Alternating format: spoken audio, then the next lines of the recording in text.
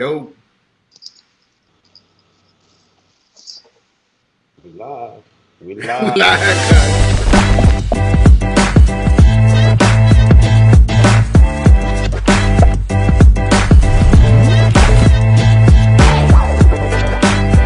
Yo, what up, what up, what up, what up, man? If y'all in there, let know you here. Let y'all come on get in the building, man. Anyways, we here, the crew of Kicking It. We back here again. I believe this is episode number five. Ah, Five, man. Five. Cinco. Who would have thought we'd been at five already? Cinco. Yeah, so what we're gonna do first, we're gonna go around the circle, introduce ourselves. I am Anthony AJ, but you see me on here as Ted. I'm gonna be Ted. I believe I'm on here as Ted. Yeah, I'm gonna be Ted. As long as we on here. I live in Orlando, Poplar, Florida. I've been knowing these guys for years now. We are family, we're brothers, and we're just here to have a good time with y'all. Go ahead and pass the mic on to Shay. Shay, also known as Croc tonight, and for the other nights to come, Croc Kicks. Croc Kicks. And I'm here. Grew up in Florida. I'm living in Huntsville, Alabama now. I'm pastoring as associate pastor at the First Seventh-day Adventist Church in Huntsville, Alabama. I'm enjoying myself here. And I love the Lord, and I like kicks. So I'm here. We're going to get started. Hey everybody, this is George G.O., pastor here in South Florida, two of the greatest congregations in Southeastern and really in the world, West Park Seventh-day Adventist Church and Unity Seventh-day Adventist Church. Shout out to all my people. This is a dope show. Young people, young adults, or I guess we're not young adults, but we're just some men who are in love with God and at the same time who are keeping it real in terms of being in tune with our urban community. So one of the things that we all share is our love for sneakers and all things considered. So with that being said, this is Kickinit316. So, y'all, first of all, we know today is Memorial Day, so we just want to take a moment to salute all those who are active duty, who are in reserves, who are veterans, those who have paid the ultimate price, in service of our country. My dad's a Vietnam vet, served in the Army. I know Croc Kicks, your pops. You want to say a little bit about your pops? Yeah, my dad was, I guess, once a Marine, always a Marine. He's a captain in the Marine Corps. And my grandfather served in the Army. He had the Purple Heart in the Korean War. Yeah, I That's also dope. got family that served in Korean War and some to my uncles and stuff like that. So, yeah, man. So salute to everybody out there who's in the military, those who are still out there fighting every day, for our freedoms, and we appreciate y'all. All right. Next, while we on this roll right here, we want to just very quickly just um, take a moment also to salute Jerry Sloan. If y'all don't know Jerry Sloan or Gerald Sloan as his official name, was an NBA coach for 30 years. Prior to that, he actually was an NBA player. Played for the Bullets, I believe. I think they were the Baltimore Bullets then, and then he played for the Bulls. And then he coached for 30 years, 23 of those with the Utah Jazz.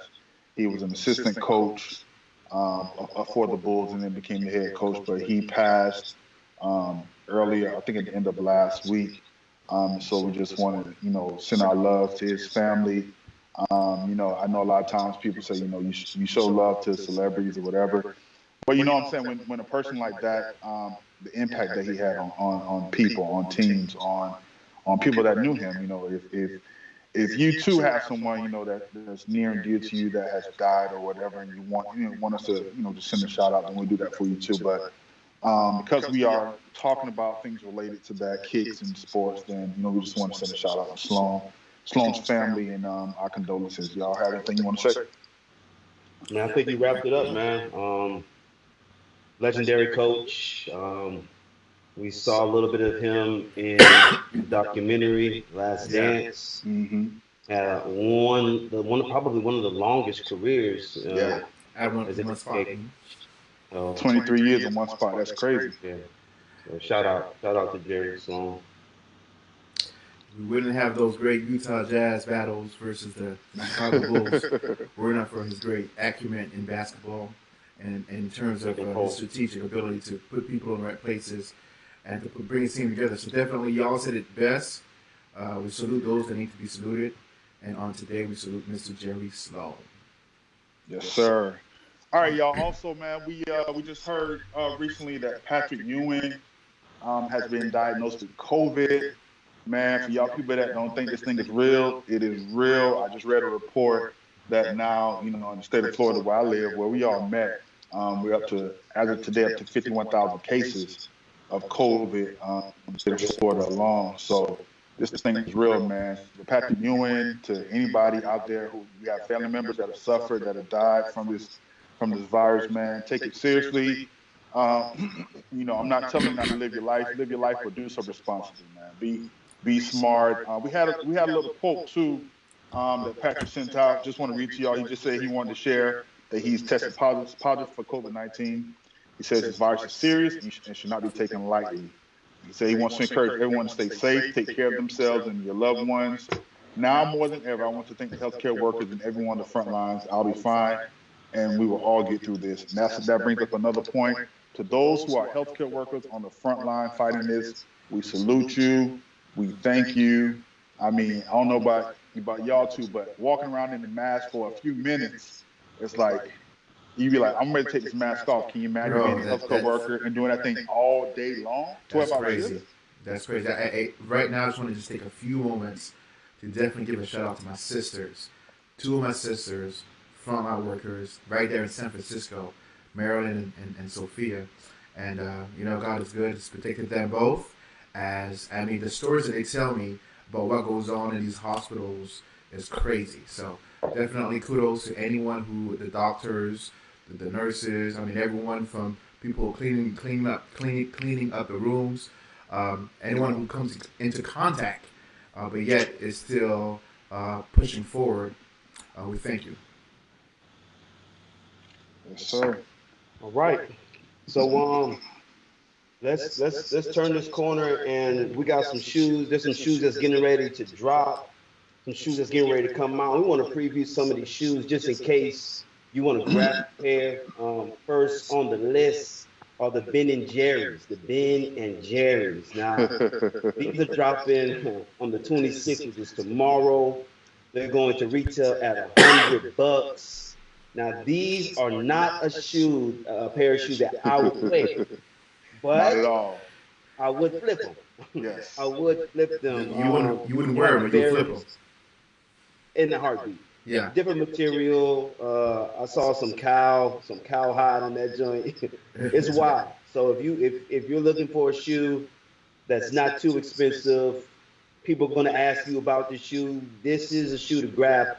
But the word on the streets is that it's also going to resell at a high mark. So that's what I was going to ask you. What's the retail and what's the resale? We can go down a whole nother path with this. Retail's 100. Yeah. Not know what it's going to resell for until it happens. 1,000, maybe 300. I really don't want to say so because I don't want anybody to grab the shoe. And they don't resell. I got you. It's rule safe number to one: say, buy what you want to buy. It's safe to say that it's definitely going to be. But let me just say this to you: I don't like them, but I'm definitely going to buy them. I'm just going to buy them. I don't know why. I have to get them. Try. At least I have to try. I'm going to try. So for those who don't know, shoes like this, what Nike does is, so two ways you could have gotten this shoe. Either through a skate shop on the 23rd, which was Saturday, or you can enter into a Nike draw. The Nike draw is probably one of the most challenging things. It's almost like a luck of the draw. It's really a luck of the draw. And what people think is that if you buy a lot from Nike, then you normally hit the draw. I don't know if that's true or not. Some people that have never bought anything I know have hit on the draw, and some people that buy all the time, they never hit. So it's gonna be a luck of the draw, and all I can say is may the best man or bot win. Right. So we got three more. We got three more to preview. So let's go ahead and jump down this line. Yes, sir. So we got the Travis Scott Cactus Trails. This is a version of the Air Max 270s. It's not my cup of tea. They're dropping on the 29th for 170. It's a hard pass for me. I haven't really looked at the resale value to see what they're going to be, but this is a shoe I would not buy personally or wear out of all the Cactus Jacks or Cactus whatever Travis Scotts that have come out. This is probably like the bottom of the list for me personally. So I'm not trying to go after it unless I hear something crazy about a resale value, then maybe. But other than that, man, what y'all think? It looks like it's clickbait. You know, it's a trap. It's a troll shoe. It's like it's shoes on the board. Anything out there just to see if somebody will bite. Yep. I'll pass. It's shoes on the board, but like AJ said, like Ted said it best. I think that resale on those are going to be crazy. I mean, anything that Travis Scott has done so far in terms of resale has been pretty much on point, you know. So if you're buying to resale. To me, the bottom of that shoe looks like after you played a game of baseball on the clay. On the clay. Like your cleats got all messed up. That's exactly what it looks like. I just can't. I mean, I don't. It's not for me. Gotcha. We're gonna go to these Jordan 13s, Flint. I tried to didn't hit when they shot dropped a couple of days ago. As AJ said, sometimes you get it, sometimes you don't. But these are coming out on the 30th of May. So in a few days, with the 25th in 5 days, literally you can get them pretty much on the Nike sneaker app. You can get them, you know, Foot Locker. You can get them pretty much anywhere. But the thing is, you've got to be able to get them. There's always a queue. So, you know, what I do, I don't want to give you all my secrets because I don't want to be the one who doesn't get and you get and you hit. My secrets have always been that I refresh, and I guess it's coming out. It's just refresh, keep refreshing. By the time 10 hits, you know, hopefully I'm one of them that gets. So lately I think I'm 1 for 2, 1 for 3. So I like those odds. Refresh and you hear from me, but have multiple devices with multiple accounts is another way to do it. But I mean, truth be told, I think even though this is like, you know, a retro, a shoe that people really want, I think if you put in the lead work, you're going to be able to get him. I'm betting. If I was betting, man, I bet there's going to be a restock too. So I think anybody that can want this shoe should be able to get it. Yeah. And I think that's one thing I like about some of these shoes. Like I think, especially like with the other ones I caught. Like you said, there's certain shoes that if you want them, you'll get them. The demand is not necessarily that high, or production is high enough that those who are able to go after it usually get them. So that's a good thing. We're going to move on, I guess, to the next one. Yeah. Our last shoe is the Jordan 6 Hair. The Jordan 6 Hair. This shoe originally dropped in 1992. If you remember Space Jam, Bugs Bunny. This was his version. You had Air Jordan, then you had Hair Jordan. Mm-hmm. Honestly, this is a dope shoe. Yeah. If my rule of thumb wasn't to buy white shoes, this is a shoe that I would buy. Yeah. But I'm just not a fan of white shoes. I'll buy my shoes to wear, and white shoes get dirty. But this is a clean shoe. I do have a decent Jordan 6 collection. And this would be nice in the collection, but I'm just afraid to wear it. It's going to get dirty. Man, I think this is one that I would definitely go after. Once again, you know, just looking at the history of the hair and where it kind of comes from, I think it's something. And I'm like you too, Shay. You know, I'm not a big fan of white shoes. I don't really have any all wear. I got a couple pairs, and I got shoes with white outsoles and midsoles. But white shoes with my size foot just sometimes look bulky, but this shoe is clean, man. So I think this one that needs to come on home and find a spot in one of these cases. Yeah. So this one is definitely case or vault worthy. Is that what I'm hearing? Oh yeah, definitely. It is. And when do these come out? These drop on the 5th, and I believe they're going to retail at about $190, if I'm not mistaken. Yeah, that sounds about right. And to me, just because of the history of the shoe, even if you don't wear it, if you're a collector, then you know, people who buy shoes just to collect, and they're definitely gonna have it. But I'm with you, Shay. I buy my shoes to wear them. Yeah. So I mean, I'm definitely gonna. I think it's definitely one. You know, I'm gonna try to go after. All right. So now we're going to segue into our topic tonight. It's a real topic. We want to address real topics here, and we're going to get into a little social justice tonight. And I want to begin with the subtitle DWB. DWB. And if you're a person of color, you already kind of know what that is. It's driving while black. I had a situation last weekend. I was driving to Atlanta to hang out with some buddies. And in full disclosure, keeping it 100, I do have a firearm, and I was carrying my firearm with me. It was in my trunk. It was locked. And I was traveling to Atlanta because, you know, a couple weeks, last week was my birthday. I was going to go to the range with my buddies.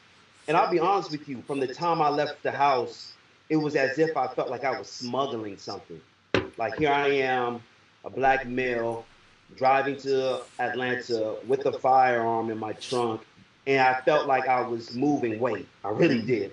Bro, before you even left the house, remember we had a conversation. So it was even before you left the house you had the concern. So before I left, I called Ted, asked him for some legal advice since, you know, he's a lawyer, studied law. And he gave me some guidelines, and I looked online and what it would take for me to be able to travel with my firearm.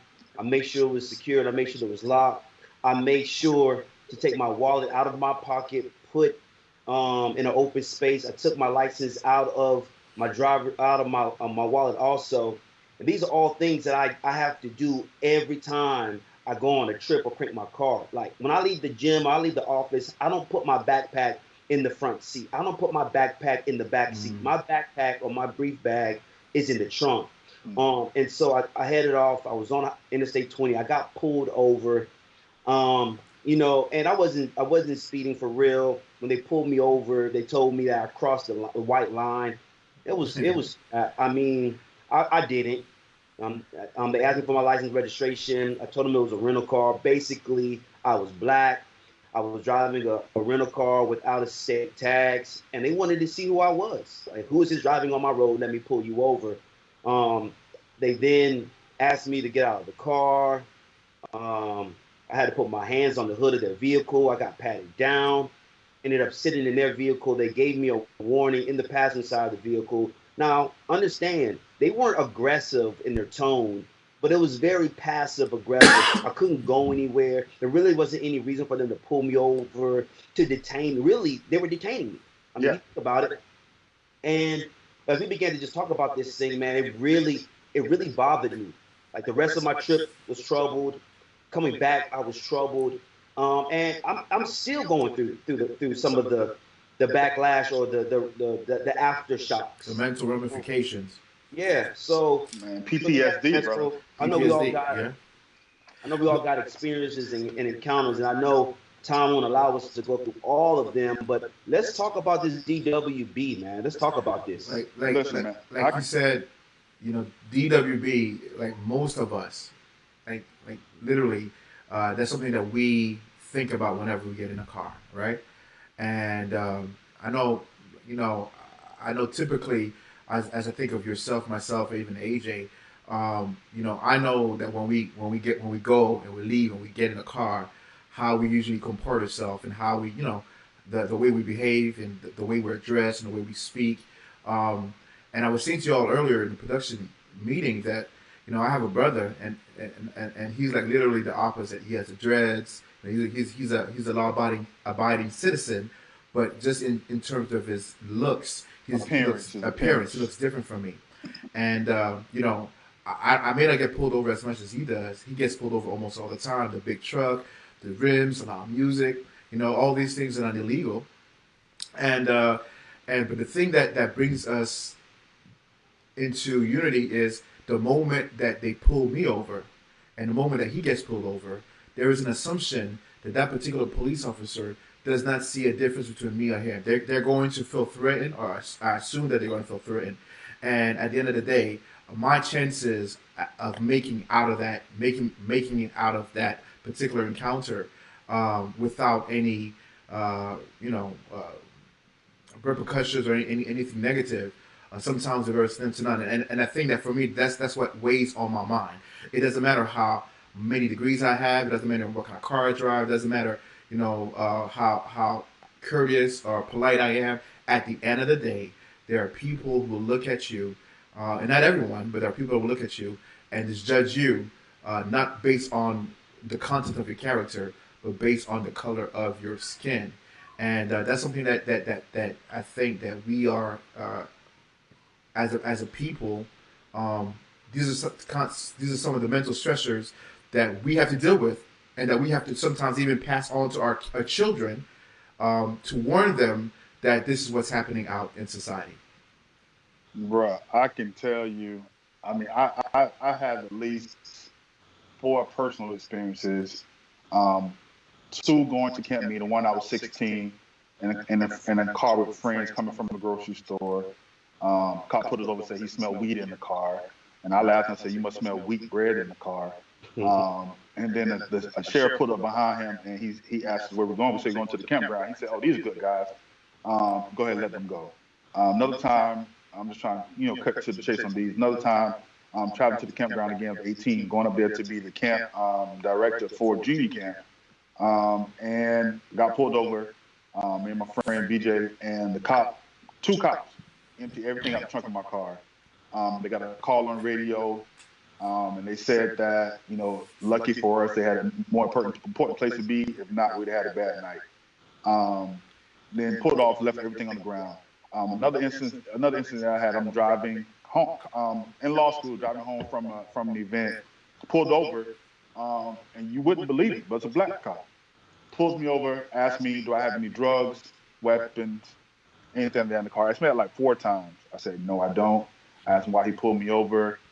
He said, he kept asking me these questions. And then finally, when he asked me, would you step out the car? I said, I don't mind stepping out the car.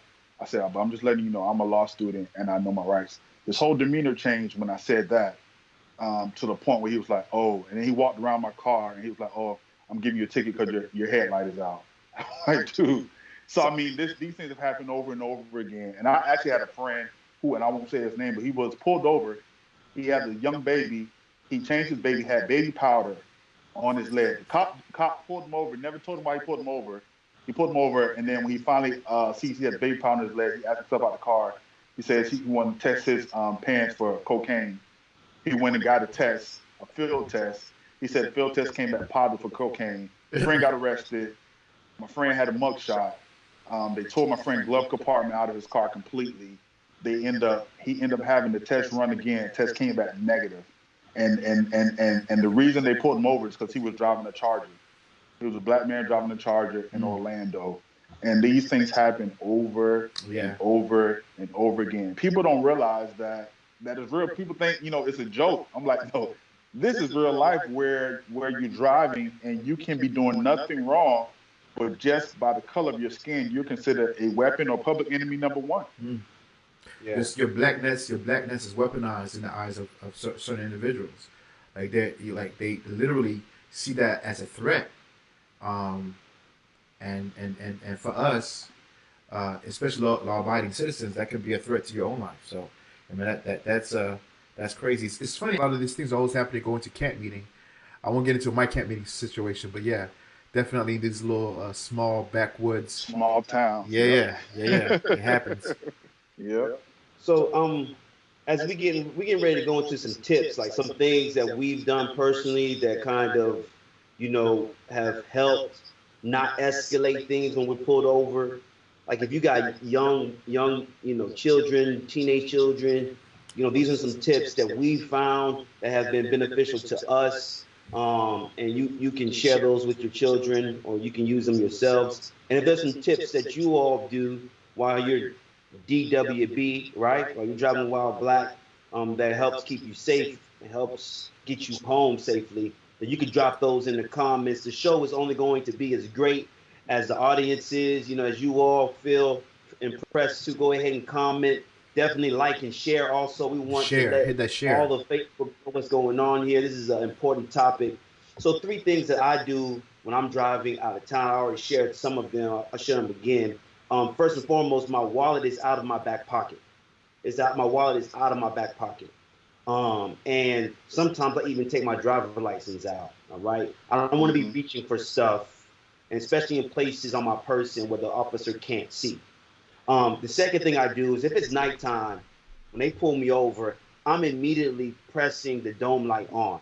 That ceiling light is going on. I want the officers to be able to see into my vehicle and see everything that's going on. I ain't reaching for nothing at this point. Not If I got moving. passengers in my car, I'm telling them everybody sit still, don't reach for nothing, you know. And then the last thing I would say, if you are pulled over, if you do have to reach for something, one of the things that I've always done, it does seem a little extra, but I reach for whatever I'm reaching for with three fingers. Yeah. And I tell the officer, it's in the glove compartment or I'm reaching for it, but I'm reaching with these three fingers. Is that okay? Yeah. And sometimes they smirk like I'm doing the most, I'm being extra. But at the end of the day, I can't harm you with these three fingers. And you are being extra. You have a reason to be extra. Yeah, you have a reason to be. Yeah. Yeah. I think the So key those for are the me. three tips that I have. I think what the tips for me is always de-escalation. No matter what the circumstances are, if you've been profiled or not, if you're in the right and they're in the wrong, my key is always live to fight another day, right? And even if you live to fight another day and you don't get satisfactory judgment on your behalf, it's okay. At least you're still alive, right? Everything that Shay said, everything that Croc Kick said, I subscribe to. One of the things I do whenever I get pulled over, with my license and my insurance, I give them my professional credentials. They I don't know that does anything for anyone, but at least for me, it lets them know whatever suspicions you may have had of this guy, that is not what it is. You know what I mean? And so sometimes it works in my favor. I've been blessed to sometimes receive, when I'm in the wrong, when I pull out my credentials, I actually get let go with some warnings and stuff. But I think for me, always this de-escalation. I've had some situations back in my younger years, where I realized God's favor was on me. Is the only reason why I'm still alive, because two hot heads leads to a catastrophe, right? And AJ knows what I'm talking about. But so I've learned to de-escalate. I've learned to say yes sir, no sir, yes ma'am, no ma'am. I pull those things out like it's water. Now, someone's gonna say, well, why do you have to go to that extreme? For me, that's just a black experience. Whether it's DWB or whether it's in a workplace or in the academic classroom, as a black person, as a person of African descent, we know that the field is it's not leveled, and to a certain degree, to reach where others are, it is almost incumbent upon us to do more, right? And so I was taught that as a child from my parents, and that's just kind of what I subscribe to, even when it comes down to being pulled over for reasons that are unknown to me. My situation is different. As you guys know, I have a concealed weapons permit. So whenever I go anywhere, church, the grocery store, anywhere, I have my firearm. I have at least one of my firearms or my concealed firearm with me. And so I've gotten to the place now where my registration is in my visor, right above me. My insurance is on my phone, so it's digital. My license is normally in my little wallet thing, but when I'm driving, I normally don't have that in my pocket. I try to put it in my cup holder. For me, those things help. I do have tinted windows; they're legal, but I roll down my windows, and then I just try to make sure I'm I'm not one that gives everybody yes sir, yes ma'am, just because I feel like, I don't know. I can have wrong intentions behind that. So I don't give everybody yes sir, yes ma'am, just to be, full disclosure. But I do, just try to make sure that I'm prepared and that I'm not being a threat to anybody. I know we talked about this earlier about do I tell them immediately that I have a concealed permit? No, I don't. I don't. If I am asked, then yes, I would tell them. Also, what I don't do is I don't ride with my firearm on my body. It's in close proximity, so if something happens, I need to defend myself. Then I can grab it, but I don't ride with it on me. So if I'm ever asked to get out of the car by a police officer, then they won't never because what you will come to find, I've seen it over and over again, that if you have it on you and you can't actually get out the car and you tell them yes it's on me, some will get very nervous. Mm-hmm. Not And all, see. not all, but some will get very nervous to the point where now they're reaching for their gun or Mm-hmm. they want to put you in these situations. I told y'all earlier, I'm just not the type of person. I don't want to ever be pulled over and sitting outside with handcuffs on me because they feel threatened or whatever. Because like I said, you never know who's riding by. They could be my boss riding by, it could be somebody, a coworker riding by, and now I have to explain when I get to work or whatever. Why was I outside the car? Why was I outside of my car with handcuffs on? So I just don't keep it on my person. I don't really think it's smart to drive it with it on your person because if you need it and you're driving the seatbelt on, I mean most people have it on their right side or let's say left handed. It's hard to get to. So I keep mine close proximity. So I think just being prepared for if you have a traffic stop. Don't put your stuff in your glove compartment box. Put it in your visor. Put it somewhere where it's easy to reach. I know in the state of Florida it's legal. I think most states is legal now to where you can have your insurance on your phone, stuff like that.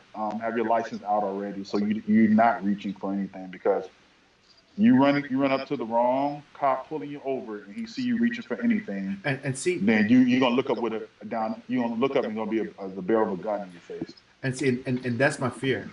You never know who you're going to get. On any given day, whoever pulls you over can have a different kind of temperament. And that brings me back to the question I had asked earlier in the production meeting. Sometimes, I'm not a card carrying person. I do carry the 66, the ESV 66 in my heart, 66 Glock. You know what I'm saying?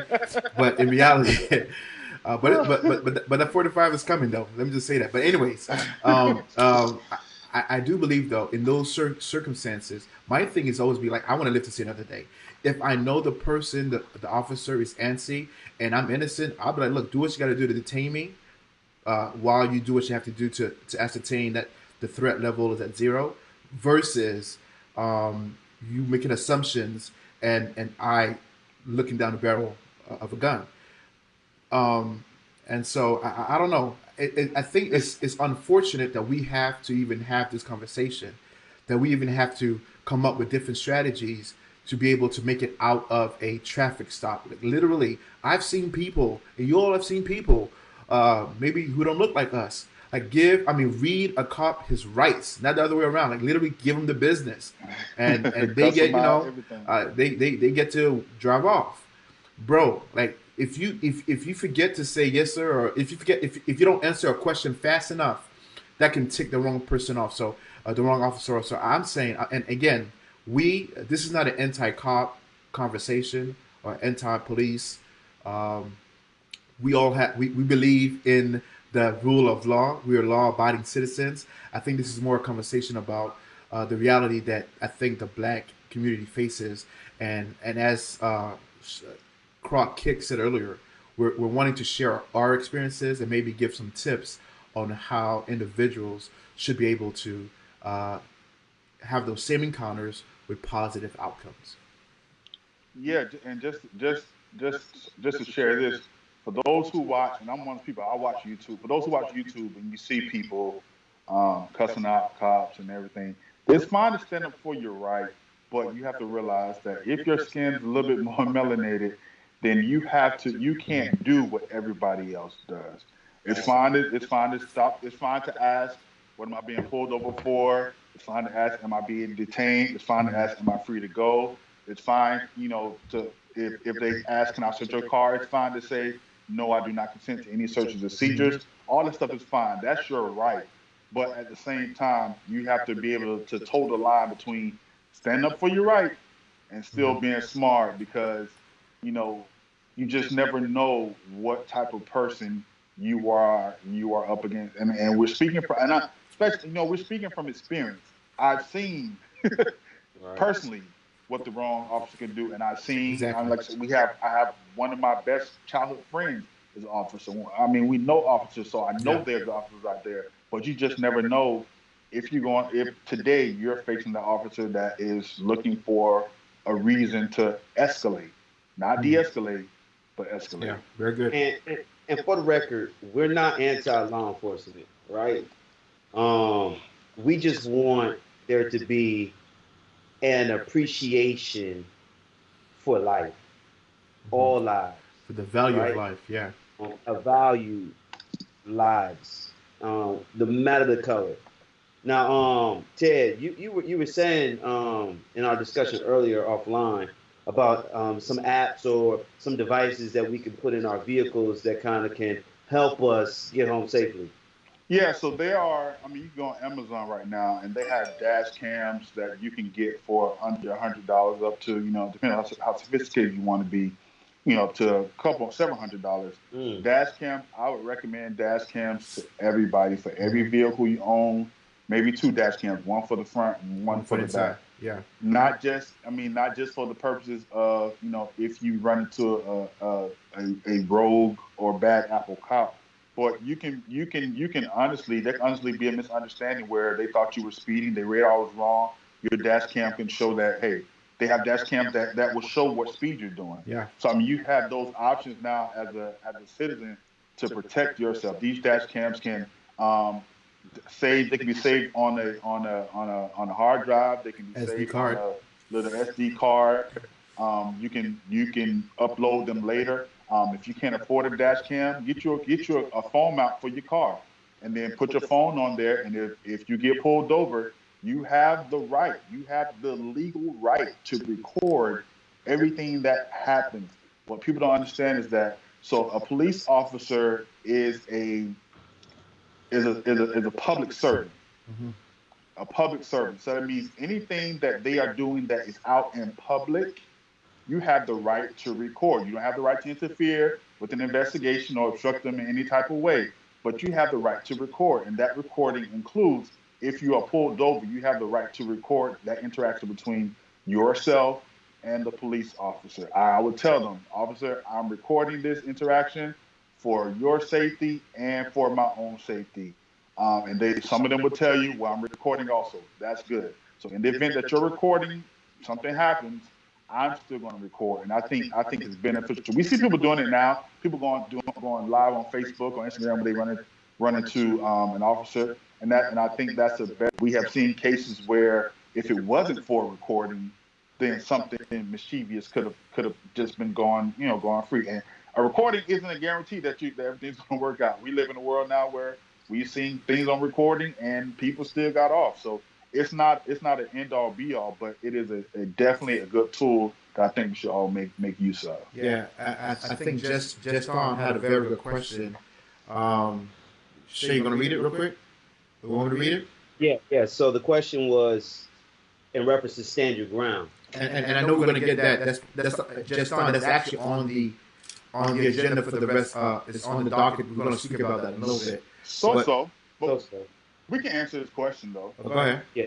So stand your ground. Do you all feel like you can truly protect yourself and be covered by the law? It's a great question. Well, I think that depends on who you standing your ground against and where you are. Mm. I would never say to try to stand your ground against a police officer. Facts. Especially not in your car. You're getting pulled over and you feel threatened, so you're gonna stand your ground and pull out a gun.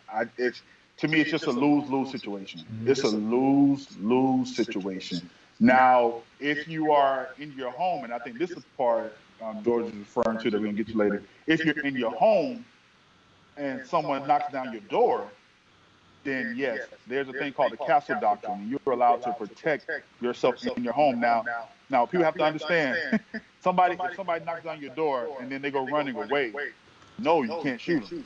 You can't do that. But if they're coming inside your home, then you have a legal case that can be really litigated on your behalf that says that, hey, I had the right to stand my ground. And they've extended stand your ground to the car.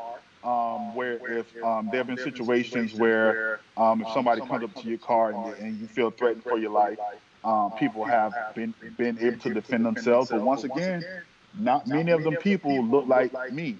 So Mm-hmm. stand your ground. Yeah, it sounds good, but number one, it doesn't. I would never do it pertaining to a law enforcement person when I'm out in the streets, and you got to be you got to be careful. I mean, and there's a saying that says, and I can sort of agree with this.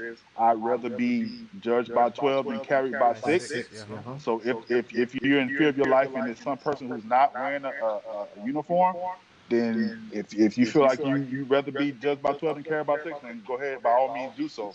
But just against a police officer, out on the Not a street, good yeah, idea. nah, bro, not a good idea at Not a all. good idea. Because And I want to say to a certain degree, in terms of stand your ground, you talk about the cancel laws. Not only do you have a legal platform, but I want to say if you're head of household, you have a moral responsibility to keep your family safe, right?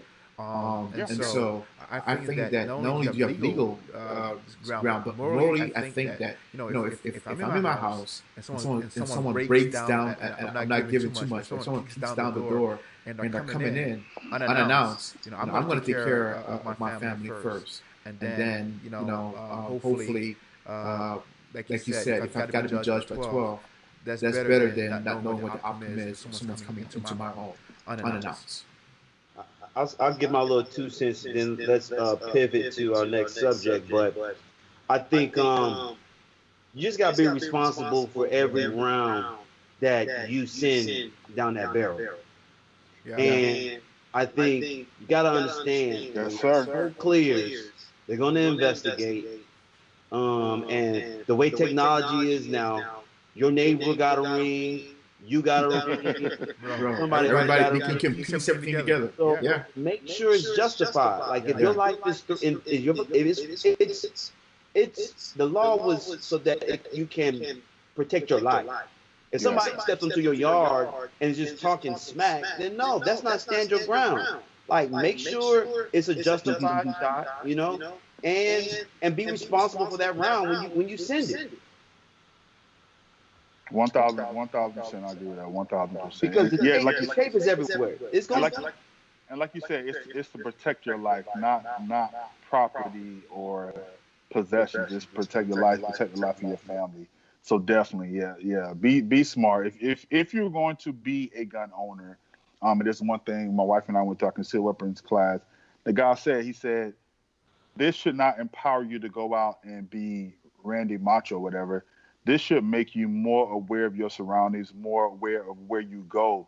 You now have something on your person that can end the life of anybody. So you should be more responsible than a person who doesn't have their gun. You should know, hey, I may want to go here in this restaurant, and if you have drinks or whatever. But with this gun on my side, that may not be the smartest thing for me to do. I may like going to this place. I may like going to this neighborhood. This is my friends at. But I know there's a chance I'm gonna have to use my gun here. Then I probably don't want to go there.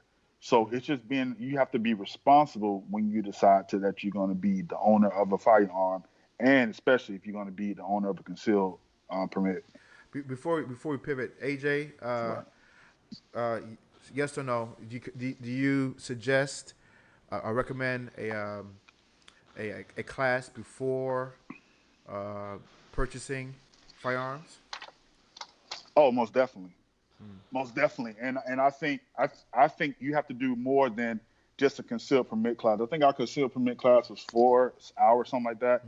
That's a good introduction, but but once if anybody's watching or listening and you've never shot a gun, once you shoot a gun in a gun range for the first time itself, it's a startling thing. Yeah, reality. Now imagine having to be responsible for shooting that gun in your home, and you have your wife or your husband, your kids, family members in the home, and you're trying to defend them. Yeah. So I think you have to go beyond that. I think any class that you can take. I just found out that there's this place here in Orlando that offers tactical classes, and I want to sign up for it to take all my firearms, my AR, my shotgun, my pistols. I want to take them all there so I can learn how to deal with not just shooting at a target at a range. Mm-hmm. I want to be able to be responsible for in the event that I have to defend my family. I mean, I think that any class you can take to be better with your firearm, you should do it. Gotcha. So so we got about 14 minutes left, and let's get into some of these, I guess, these instances or cases that we're seeing on social media and on the news. Ahmaud Arbery, man, young man who was running down in South Georgia, Brunswick, Georgia, running through a neighborhood. Um, Three individuals, they jump in their two different vehicles, they corner him. Um, it's now believed that they chased this man for over 4 minutes, 4 more minutes, hunted him down, man. This man was not armed. He didn't commit any crimes. And they pretty much shot him dead in his tracks. Mm-hmm. And then local law enforcement really wasn't going to do anything about it. It wasn't until social media got a hold of this thing and people really began to demand that justice be served, or at least the process of justice begin. And then from then, arrests began to be handed out. The father and the son, they were apprehended, they were arrested.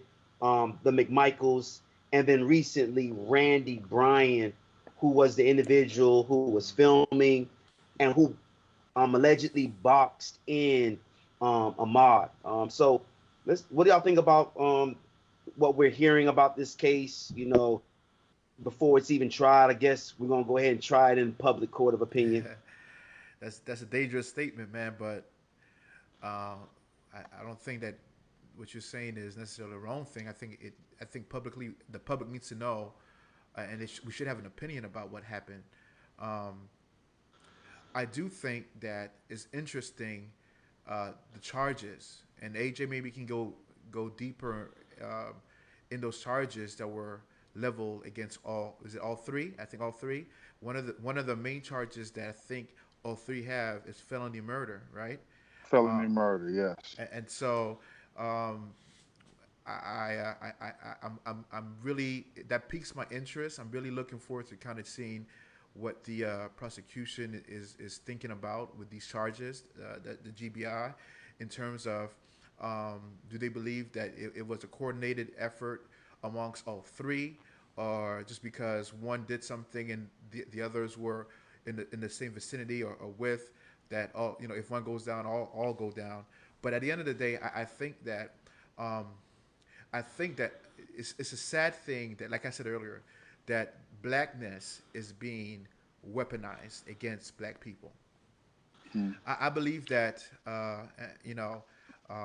as a child of God and as a pastor, and we love everyone. I love everybody. The one thing that I hate is white supremacy. Right. That is almost like a mindset that is that is a an ideology that a lot of people, certain people, feel a sense of superiority over others who are in the minority, and as a result, there is almost like a callous attitude or lack of empathy for minorities, where people value more the price of bullets than they do the worth of a man's life, right? They Hmm. value the worth of what could have been taken out of a house that is under construction versus someone's life. And my observation and my issue that I have with this entire situation is just the lack of common uh, mutual love for one another.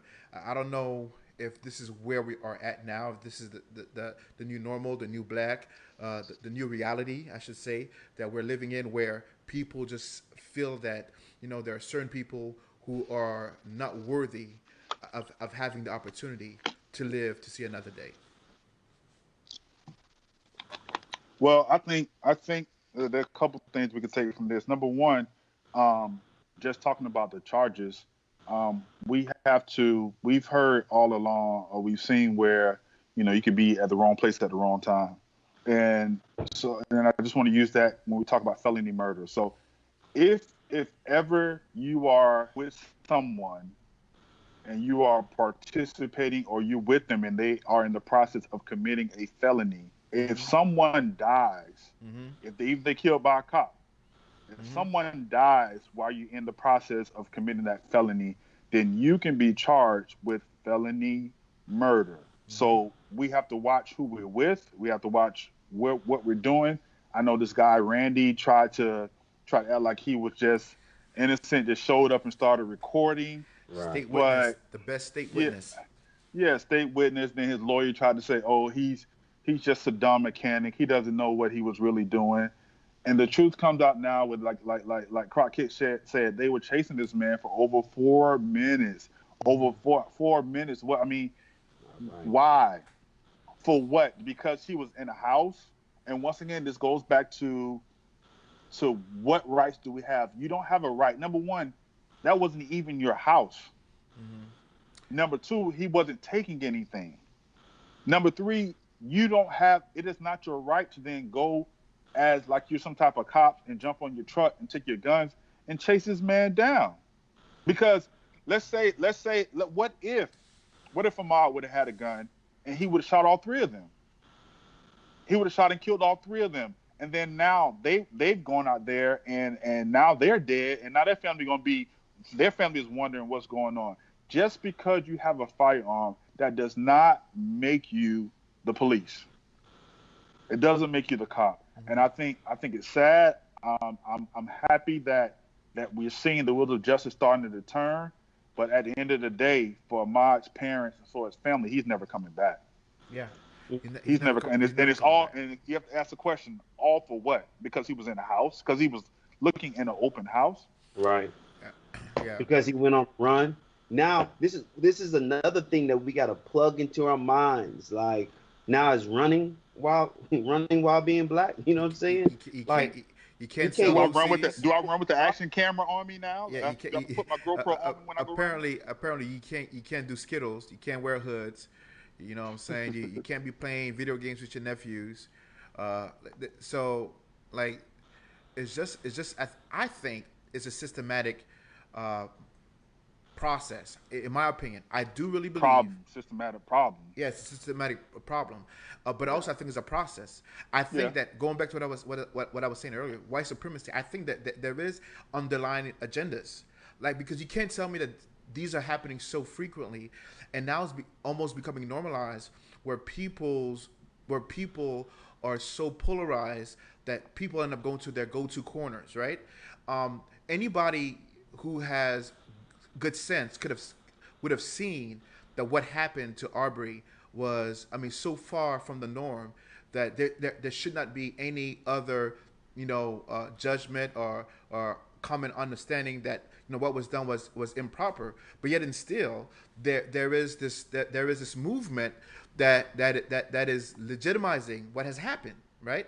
So for me, I think it's a problem, and I think it's an agenda.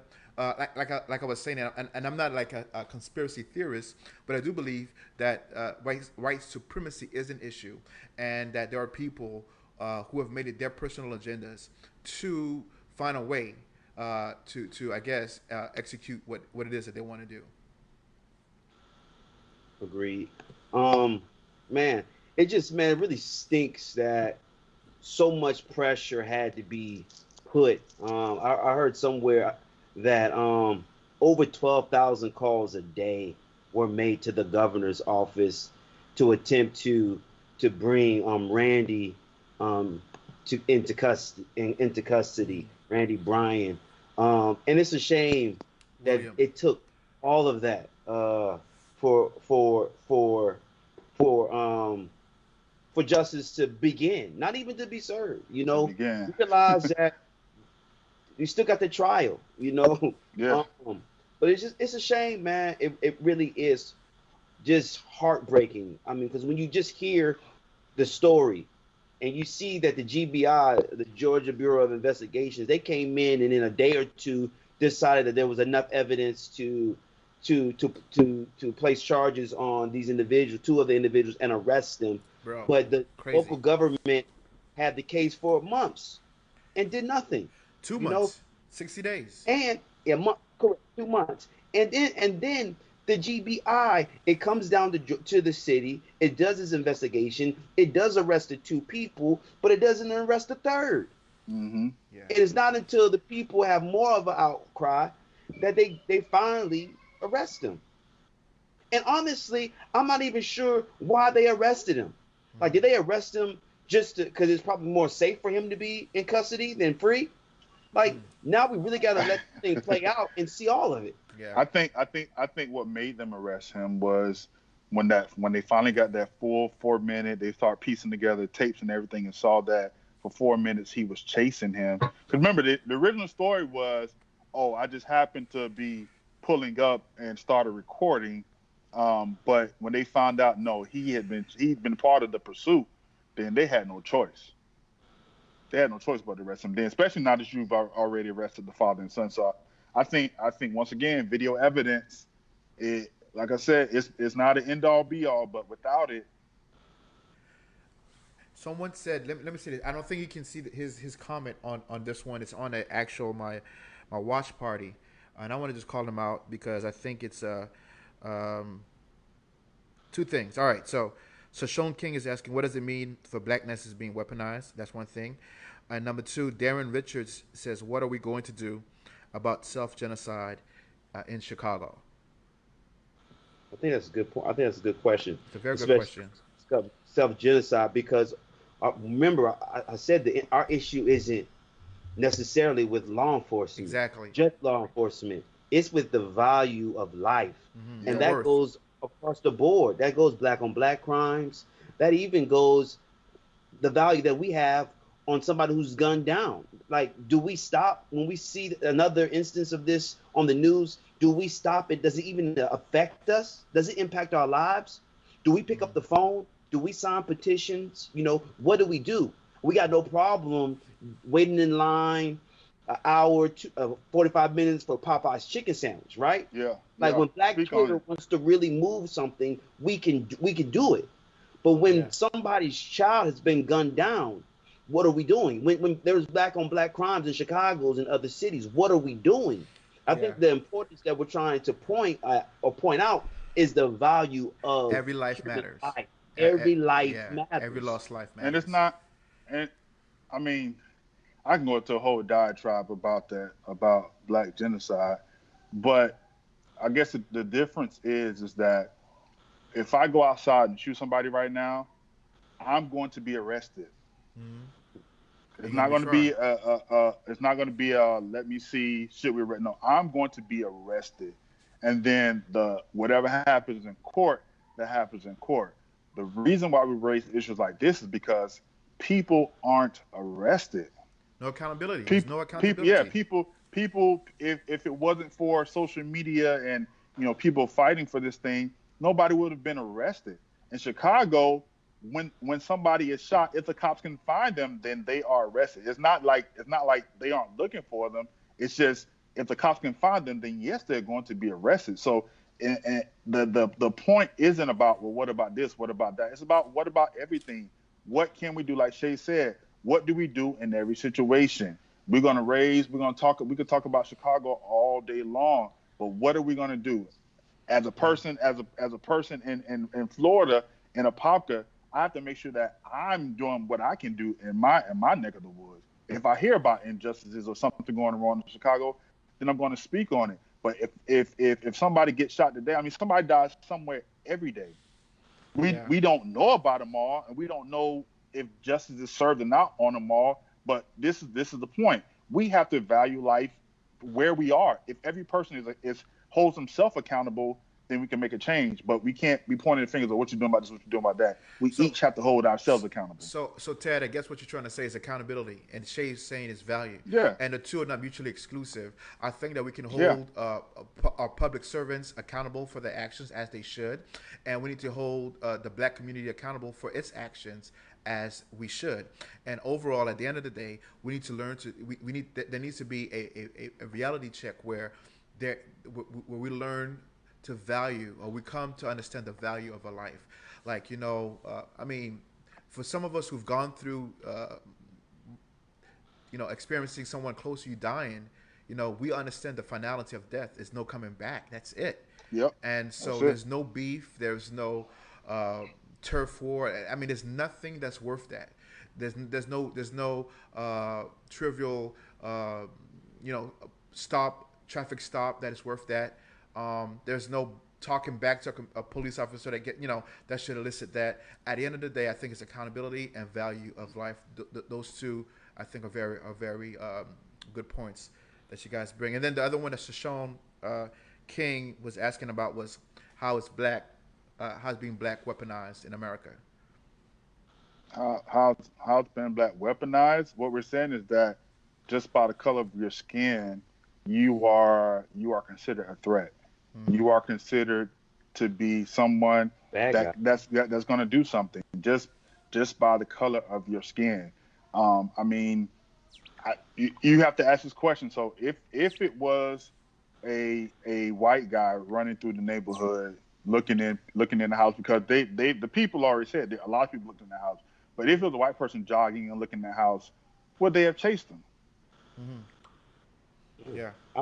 I just recently built a house, and there have been times when I pulled up to my house that was under construction, and there's people looking at my house. It's what people do. I mean, he literally left the house with nothing on his person. Bro. He had on running clothes. Yeah, what you say is so real, Shay, because like you said, like when especially not only are people looking at your stuff, but I know when I was building my house, and I think you did the same thing too, I would go every other day to see what the outcome was, what progress was made. And bro, I was up in that house, in every nook and cranny.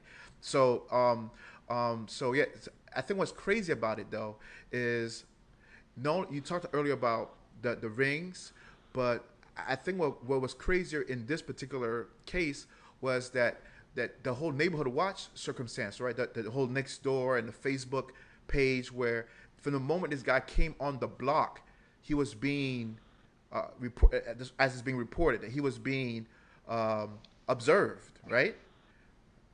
Yeah. So and I think as the case opens up and it goes to trial, we'll hear more. There's a lot of information that's coming out. Yeah. And the authorities, the lawyers, are going to have to sort through and find out what's factual, what's not. But what's coming out is that there was an active private Facebook page. And there's nothing wrong with that. But on that Facebook page, it's alleged that pretty much there had been hate language throughout the thread in previous times. And I guess when we're talking about the value of life, like, what is the moral responsibility of humans, and especially Christians? Because there's a lot of people there's some Christians that came to these men's defense. And what's the moral responsibility when you hear somebody, whether it's at a dinner table or a lunch table or on a Facebook private thread, who is talking this hate language and talk? Like, your moral responsibility is supposed to be to speak to the joint. But when you say nothing, it festers. So the more Ahmad is running on this in his neighborhood, there's already a climate of hatred. Yeah. That's real. But even the whole thing with Christianity, that thing really kind of took me up, took me, by surprise. But then I realized that not everyone who say that they are Christian truly is in fact Christian, and in the name of Christianity, a lot of ills have been done against people of color. That's a fact. And I was saying that to y'all earlier. Even we go back to Germany, in the name of Christianity. People, you have the Holocaust situation in the name of Christianity, right? You have the whole enslavement circumstances here in America. So I think that at the end of the day, when I see people saying that they're Christian and they're raising thousands and thousands of dollars for these individuals, I know that they're using that word Christianity as a cloak and dagger to mask their real agenda. And as I said to y'all earlier, I really do believe that there is an overriding agenda that people subscribe to. and they don't want to mask it as being Christian or whatever they want to do. That is just unfortunate.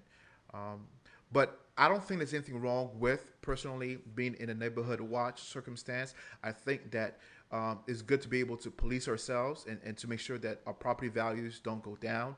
But I will say that the moment where, like you said, the comments escalated to a certain degree, someone should have stepped in and said, y'all are going too far. Yeah. So, we've gone beyond an hour, but there were some questions that popped up. Let's tackle those questions.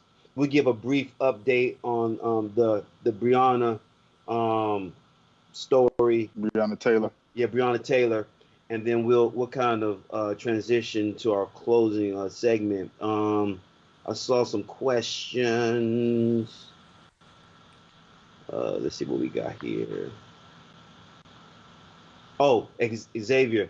He said there's a black judge that was appointed to Ahmaud's case. What are your thoughts on that? We're gonna see. We're gonna see.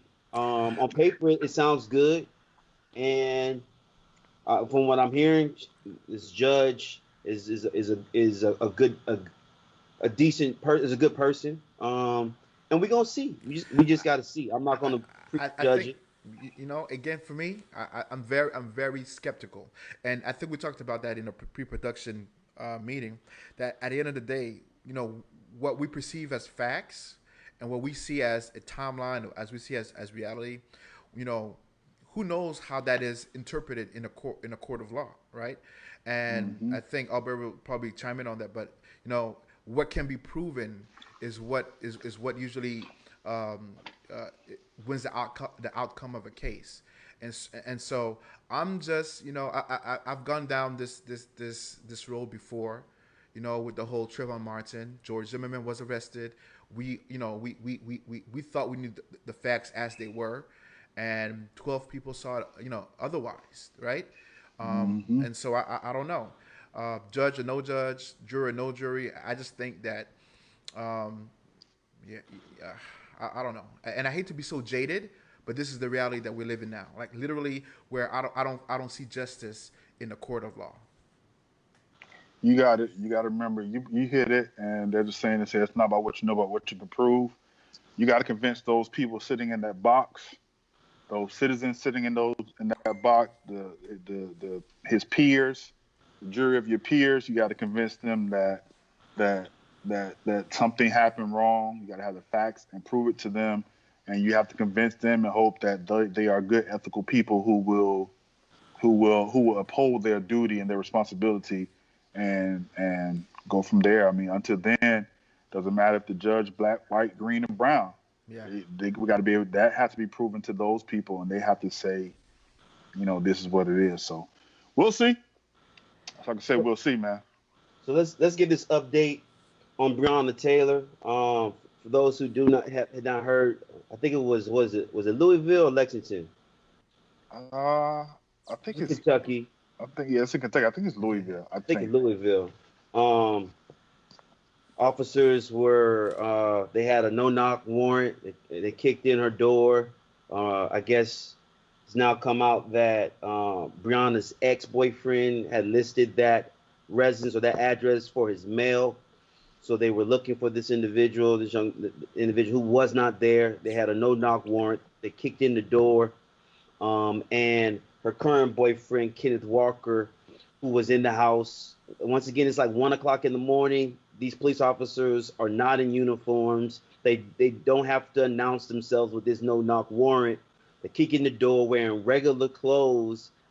He and her boyfriend, Kenneth, he has a legally firearm, a handgun, and we don't know who shot first or what transpired. But the apartment is just filled with bullets.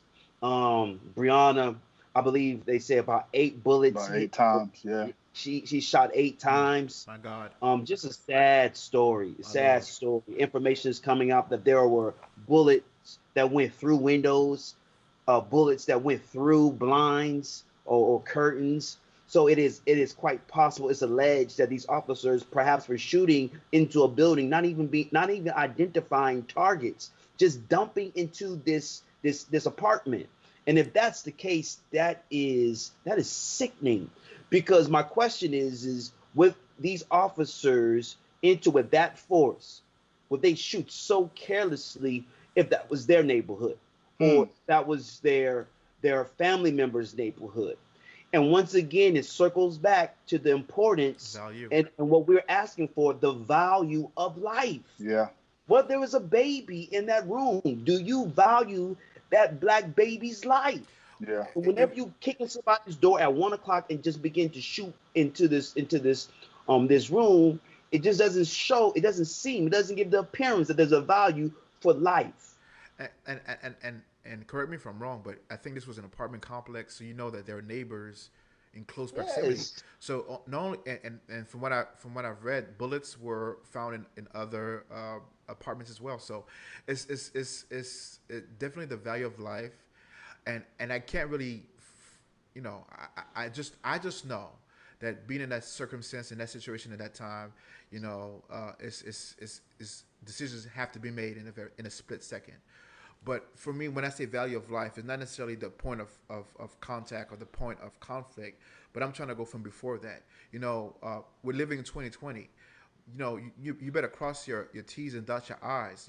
Measure twice, cut once. Like, you have to know that the person that you're looking for is in that place, right? Before you execute that kind of a no knock warrant, because you're going in and you've got to be in your mind at least expecting or believing that if someone has a gun there, there's gonna be a confrontation, right? And so if there's going to be a confrontation, at least let it be done at least let it be that the person that we're looking for is actually present in that place. And so I just don't, for me, I just felt like when we're talking about what I'm saying, when we're talking about value of life, the reality of it all is, you didn't value those people's lives from the jump, because you didn't take the opportunity, right, to make sure that the person that you're looking for is actually there at that house. Yeah, and it made me wonder, were they actually trying to apprehend the person, or were they just hoping they can come across some drugs or something and make that type of bust? Because to me, I mean, I'm no cop, and I'm not going to pretend I'm a cop, but it just seems like to me there should be a higher standard of responsibility when I'm allowed to walk around, carry a gun, and fire that firearm. I should, like you said, George, before I even go in this house, somebody should have been watching the house to find out if the person that we're looking for is even there. Because if that person isn't there, then what is the point of kicking down the door at 1 o'clock in the morning? Because, like I told y'all before, God forbid, but if somebody kicks down my door at 1 o'clock in the morning, I have several firearms that will go through the door before they even get there good. I'm not going to ask, who are you? What are you doing? No, because it is my legal right and my obligation to defend my family and to defend my home. So it baffles me that before, like you say, even before they enter the house, you didn't even confirm that the person you're looking for is there. And then you come in there and you're shooting, and like Shay said, I mean, we know when officers enter a home like that, they're going in not with their handguns. They're going in with AR-15s. They're going in with shotguns. They're going in there with weapons, firearms that intend to do business. So therefore, all those firearms are firearms that will go through a wall. And so if you're in an apartment building and you're shooting, I'm baffled by it. I hope that some more information comes out that can put some more layers to it, that can make it make sense. But right now, it just doesn't make sense. I'm thankful that some people got smart enough to make the decision to let Kenneth Walker go free. But it's just it doesn't make any sense to me. I mean, and like I said, once again, right? Huh? Because he was charged, right? Oh yeah, he was charged with So attempted murder of a police officer. Yeah. And and like I said before, I'm thankful that Kenneth got that they let him go free, but Brianna's dead. Yeah. Yeah. And for what? If for what? If this was a drug, if this was a drug warrant for what? For drugs? Yeah. She's dead for what? Yeah. Cliff said something, man. He said, "I teach my boys equality would not exist for people with color until Jesus comes again."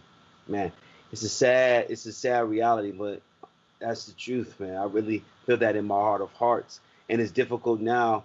Just thinking about the things I have to teach my young black boys on how to stay alive. Um, it's it's sickening that that's the day and age that we live in. But that was an excellent point that Cliff made. Man, we can get some final points, man, and then let's begin our closing segment. Man, I think just final points. I would say, if you're going to be the owner of a firearm, be smart with it. Number one, number two, teach your kids, especially our young African American, brown, whatever kids, about how to handle themselves if they are confronted by a police officer, whether they're driving a car or if they're walking down the street. Teach them to know their rights, to know what rights they have, but also teach them how to be smart when confronted with these type of situations. I mean, you can't, like I said, like we talked about before. I mean, do you tell your kids not to go jogging in the neighborhood? I mean, what do you do? I mean, stuff like that. It's just I don't have no words for it. But the things we can control, we need to do our best to control it. That's It's true. better to live. It's better for our kids to come home. It's better for us to come home every day than to die at the hands of some idiot. So, just be smart. Teach your kids to be smart. Um, that's it for me. Yeah. Me very quickly, just the value of life. The value of life is more important than anything. And so, at the end of the day, we must value each other's lives, and at the same time, you have to value your own life, right? I think the value of your life is greater than the need to be right, right? And I know it sounds crazy that I'm even saying that, but I think that the value of your own life, you need to value your life above being right and above proving someone else being wrong.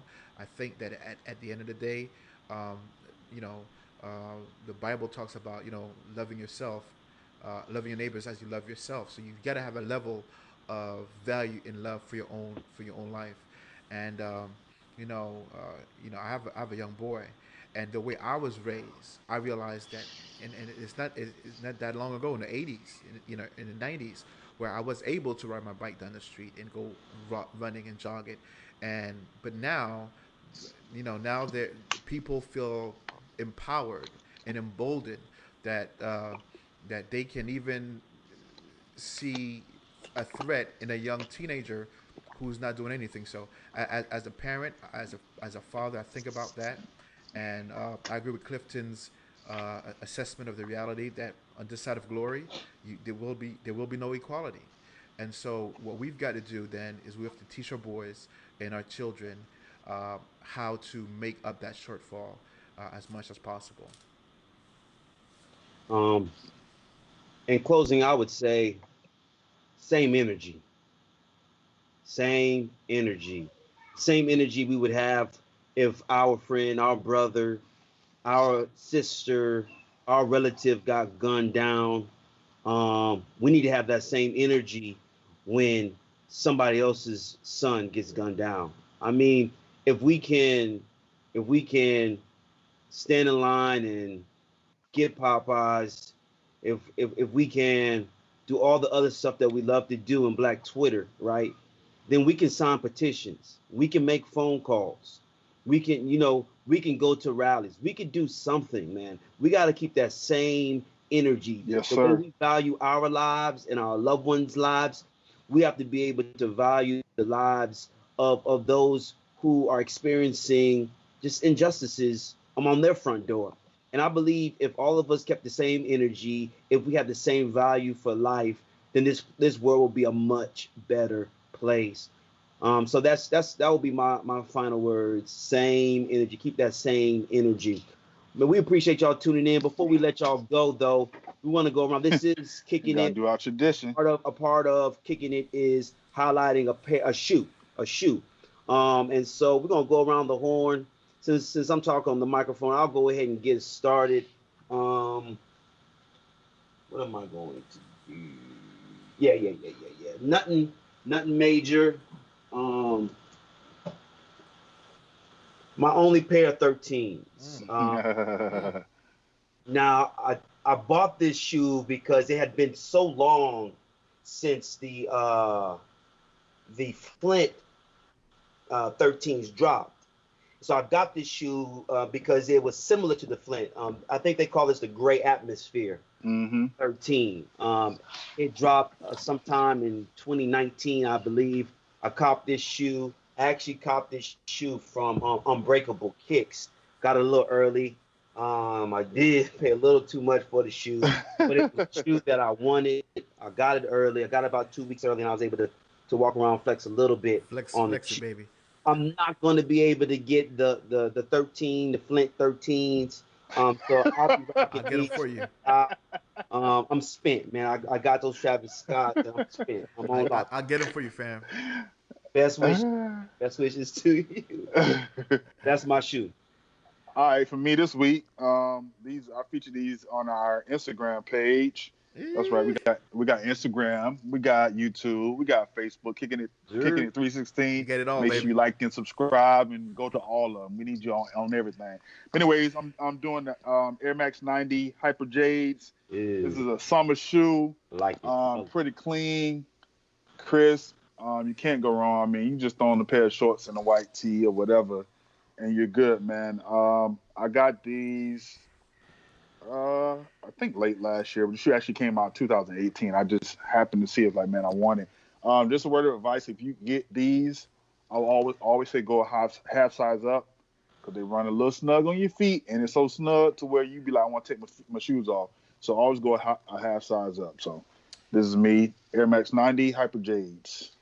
Oh, so we're only doing one this week? Yeah, only one. I know in the past weeks we've done more than one.